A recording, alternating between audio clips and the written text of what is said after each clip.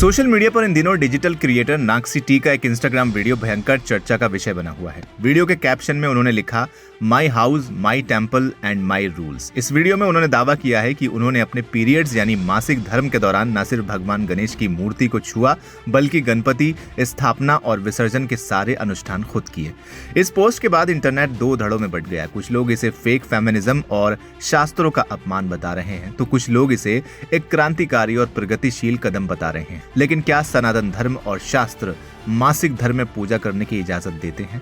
Experts और विद्वान इस पर क्या कहते हैं, आइए इस वीडियो में समझने की कोशिश करते हैं। इस वीडियो के सामने आने के बाद बहस सिर्फ पीरियड्स तक सीमित नहीं रही बल्कि उनके कपड़ों और पूजा की मर्यादा पर भी सवाल उठे। जहां कुछ यूजर्स ने तर्क दिया कि प्राचीन काल में कपड़ों का इतना आडंबर नहीं था और भक्ति मन से होती थी, वहीं परंपरावादियों ने शास्त्रों का कड़ा हवाला दिया। एक यूजर ने भगवद गीता के 16वें अध्याय का 23वां श्लोक कोट करते हुए लिखा, मृत सृजे वर्तते काम कारता ना सा सिद्धि मवा प्रोन्नति ना सुखम ना परम गतिम। यानी जो व्यक्ति शास्त्रों के नियमों और विधानों को त्याग कर अपनी इच्छा और मन माने ढंग से काम करता है उसे ना तो सिद्धि मिलती है, ना सुख और ना ही परम गति।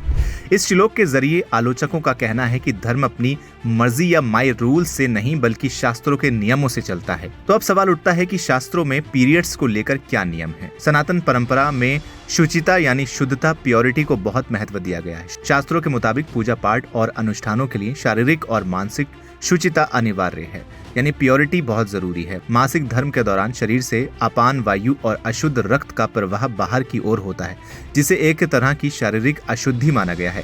धर्मशास्त्रों के विद्वानों का कहना है कि ये नियम महिलाओं को कमतर दिखाने या उनके साथ भेदभाव करने के लिए नहीं बनाया गया था, बल्कि प्राचीन काल में ये महिलाओं को उन कठिन दिनों में भारी घरेलू कामों और अनुष्ठानों की कड़क दिनचर्या से पूरी तरह रेस्ट देने के लिए एक सामाजिक व्यवस्था थी, जिसे समय के साथ गलत तरीके से छुआछूत का रूप दे दिया गया। आज के मॉडर्न दौर में जब आध्यात्मिक गुरुओं और ऊर्जा विज्ञान यानी एनर्जी साइंस के एक्सपर्ट्स से इस बारे में पूछा जाता है तो उनका तर्क थोड़ा अलग और गहरा होता है। एक्सपर्ट्स बताते हैं कि मंदिर की मूर्तियां, खासकर जिनकी प्राण प्रतिष्ठा की गई हो, वो बहुत ज्यादा ऊर्जावान यानी हाई एनर्जाइज्ड केंद्र होती हैं। मासिक धर्म के दौरान एक महिला के शरीर की ऊर्जा और चक्रों की दिशा नीचे की ओर यानी डाउनवर्ड फ्लो होती है, जिसे आपान कहा जाता है। इसके अलावा पूजा, मंत्रोच्चार और विग्रह की ऊर्जा ऊपर की तरफ गति करती है। विज्ञान के मुताबिक जब दो विपरीत ऊर्जा प्रवाह एक दूसरे के संपर्क में आते हैं तो इसका सीधा असर महिला के सूक्ष्म शरीर और स्वास्थ्य पर पड़ सकता है। यही वजह है कि प्राचीन ऋषियों ने महिलाओं की भलाई और उनके स्वास्थ्य की रक्षा के लिए इन दिनों में मूर्तियों को छूना या गर्भगृह में जाने की मनाही की थी, ना किसी नफरत या हीन भावना की वजह से। निष्कर्ष के तौर पर देखा जाए तो भक्ति और आस्था पूरी तरह व्यक्तिगत विषय है।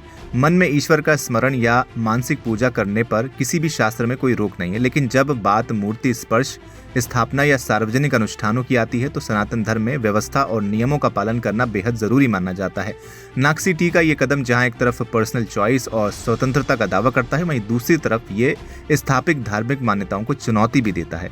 इस बेहद संवेदनशील और गंभीर मुद्दे पर आपका क्या सोचना है? क्या आपको लगता है कि बदलती दुनिया के साथ इन नियमों को बदल देना चाहिए या फिर शास्त्रों की मर्यादा और ऊर्जा के नियमों का सम्मान किया जाना चाहिए? अपनी राय कमेंट में जरूर दें। फिलहाल इस वीडियो में इतना ही।